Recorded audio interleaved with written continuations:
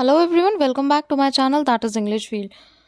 तो फ्रेंड्स, हमने एसपी बख्शी की ग्रामर स्टार्ट की है। नाउन की सीरीज़ हमने स्टार्ट की हुई है। फर्स्ट चैप्टर हमने पार्ट्स ऑफ स्पीच ही लिया है और उसके बाद में पूरी एसपी बख्शी में जितनी भी ग्रामर वो कैप दी हुई है वो हम यहाँ पे फ्री ऑफ कॉस्ट इस चैनल पे कवर करेंगे। अभी हमने नाउन की एक्सरसाइज की थी जिसमें 1 to 10 क्वेश्चंस हमने किए थे फर्स्ट पार्ट में। वो मैं आपको प्रोवाइड कर दूंगी, आप डिस्क्रिप्शन में या फिर आई बटन में उसको चेक कर सकते हो। और अब जो 11 to 20 क्वेश्चन है वो आज हम फिनिश करेंगे विद रूल्स। इसके बाद में हम इसमें एक एक्सरसाइज और दी हुई है बी, वो फिनिश करेंगे। आई ट्राई माई बेस्ट कि एक ही वीडियो में वो हो जाए, बट वीडियो थोड़ा सा लेंदी हो जाता है। और मेरे पास भी कमेंट आया था कि मैम आधा आधा करवाइएगा, नहीं तो एक खिचड़ी पक जाती है, फिर उसे समझने में दिक्कत होगी। And I can assure you कि आप अगर थोड़ी सी भी मेहनत करते हो और रेगुलर लेके इसको चलते हो तो बहुत अच्छी आपकी प्रिपरेशन हो जाएगी। So without making any delay let's start. तो हमारा जो 11th क्वेश्चन है, I shall not attend the meeting since I have many works to complete within allotted time.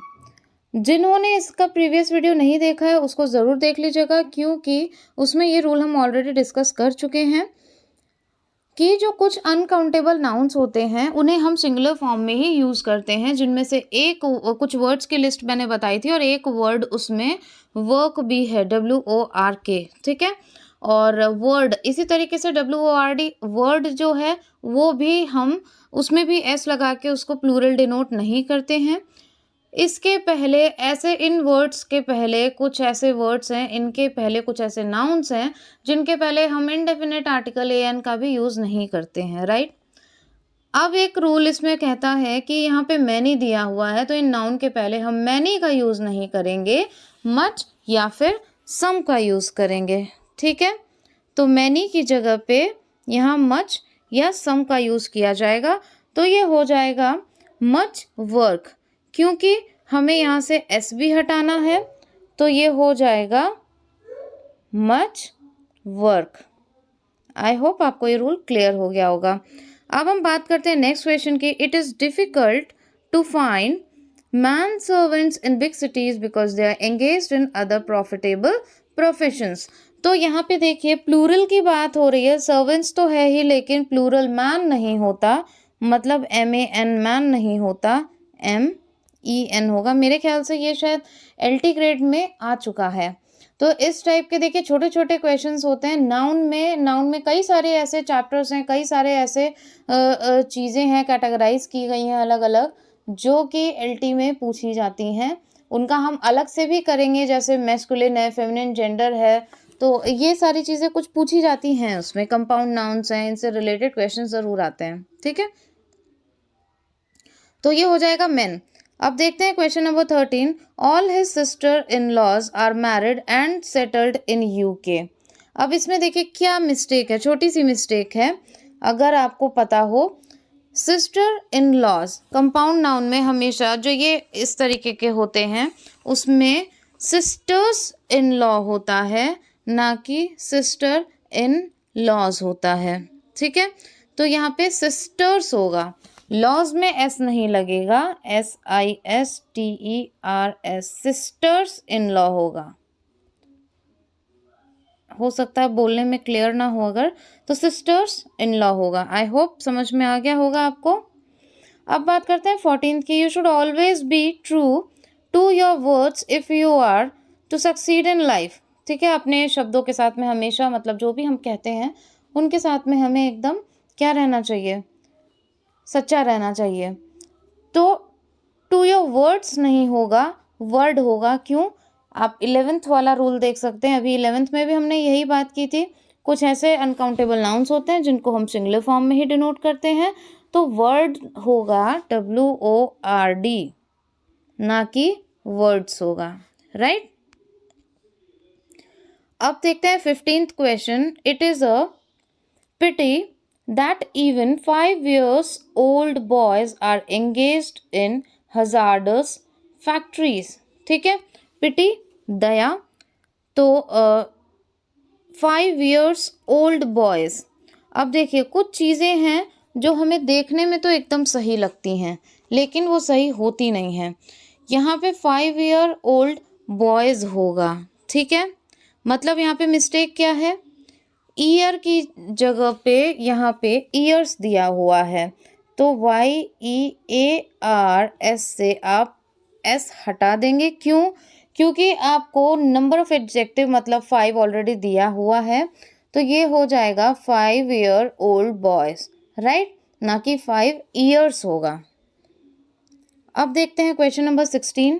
I gave him 2 500 rupees notes for depositing in my saving account.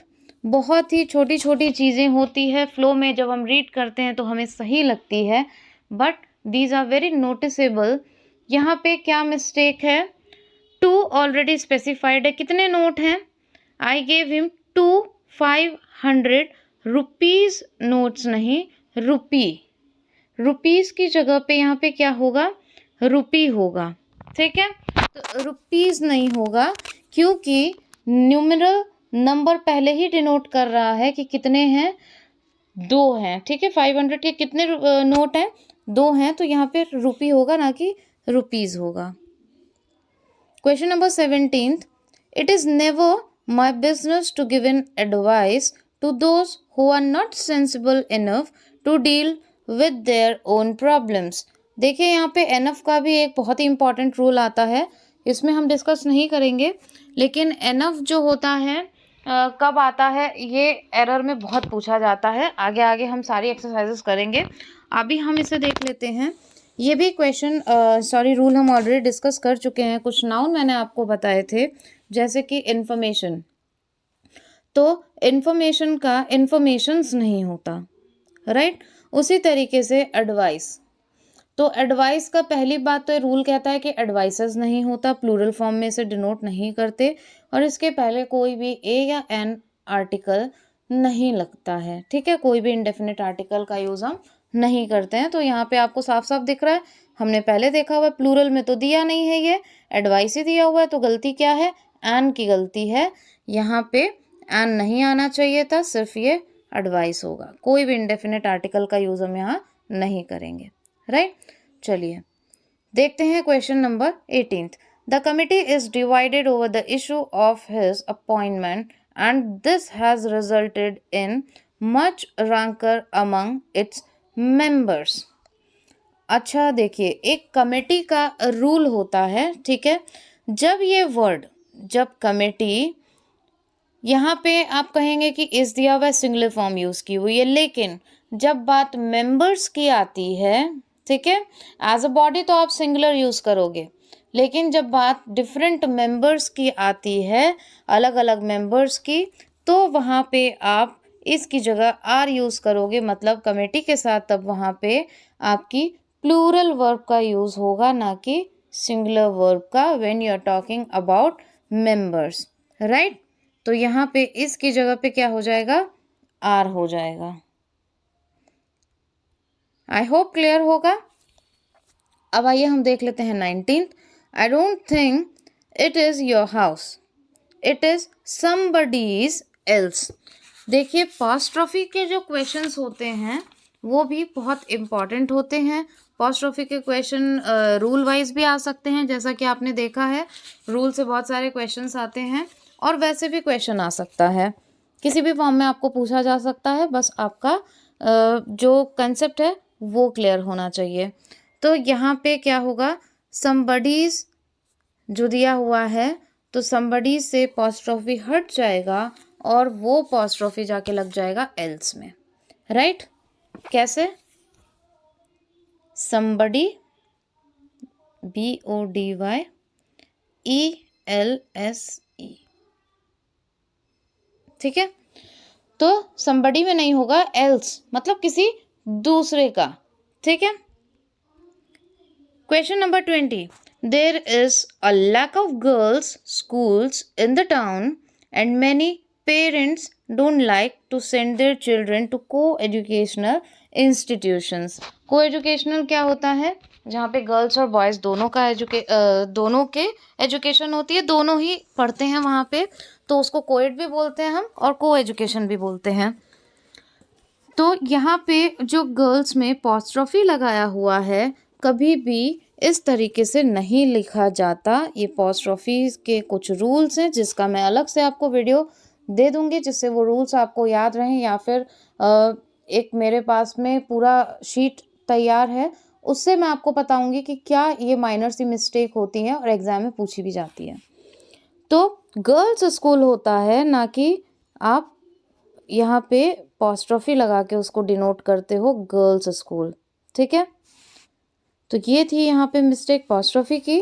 तो यहाँ पे lack of girls school को आप change कर दोगे in place of girls apostrophe school, right. I hope आपको ये सारे पॉइंट्स क्लियर हो गए होंगे। इसके बाद में हम नेक्स्ट एक्सरसाइज करेंगे जो कि है एक्सरसाइज बी। 2 एक्सरसाइज थी आपकी एसवी बख्शी में, ये ए का सेकंड पार्ट था, आज ये कंप्लीट हो गया है। कल आपके पास में या फिर आज शाम तक बुक बी एक्सरसाइज बी का भी आपके पास में शीट आ जाएगी, उसका भी वीडियो आ जाएगा। आई होप ये वीडियोस आपके लिए बेनिफिशियल हो रहे होंगे। आप चाहें तो इसके साथ साथ अपनी प्रैक्टिस कर सकते हैं। और प्लीज़ अगर आपने अभी तक प्रैक्टिस स्टार्ट नहीं की है तो आप स्टार्ट कर दीजिए। ग्रामर को अलग से लेके मत चलिए, ग्रामर को आप अपने डेली बेसिस पे लेके चलिए, उसके लिए कोई अलग से प्लान करने की ज़रूरत नहीं है। आप ये देखो कि लिटरेचर आपको प्रिपेयर करना ही करना है, लेकिन ग्रामर आप स्किप मत करो, वो अपने आप स्ट्रांग हो जाएगी, अपने आप आपको कब आने लग जाएगी आपको खुद को नहीं पता चलेगा। और प्रैक्टिस करिए, एक्सरसाइजेस से रूल को समझिए। डायरेक्टली रूल को अगर आप रट के या लर्न करके फिर समझने की कोशिश करेंगे तो थोड़ा सा क्लियर होने में टाइम लगेगा। सबका देखिए कैचिंग पावर अलग अलग होता है। मैं ये नहीं कह रही हूँ यहाँ पे, ये प्लेटफॉर्म ऐसा है कि यहाँ पे हम सबको लेके बात करते हैं, किसी एक इंडिविजुअलाइज पर्सन को लेके बात नहीं करते हैं, right. So here I am taking all 5 fingers, I am not talking about only 1 finger. तो उसके अकॉर्डिंगली ही लेक्चर्स भी डालने होते हैं आपके रिक्वेस्ट के अकॉर्डिंग। आई होप आपको हेल्पफुल लगा हो, तो प्लीज़ एक लाइक बटन ज़रूर हिट करिएगा। If you have any of the suggestions then please to comment in comment box and don't forget to give your feedback because that is very important to make our videos more and more beneficial for you all, and your like surely gives motivation to upload informative videos। तो आप please like ज़रूर कर दीजिएगा, नहीं पसंद आए तो dislike कर सकते हो, वो ऑप्शन भी है। बट अपनी प्रिपरेशंस को साउंड कर दीजिए। कोई रिक्वेस्ट हो, if you have any request for any specific topic then also comment in comment box. You want me to explain any topic in literature as well then also comment in comment box, I will explain it. Thank you so much for giving your support, for your love, and जिस तरीके से आप comment करते हो, for your lovely comments. Thank you.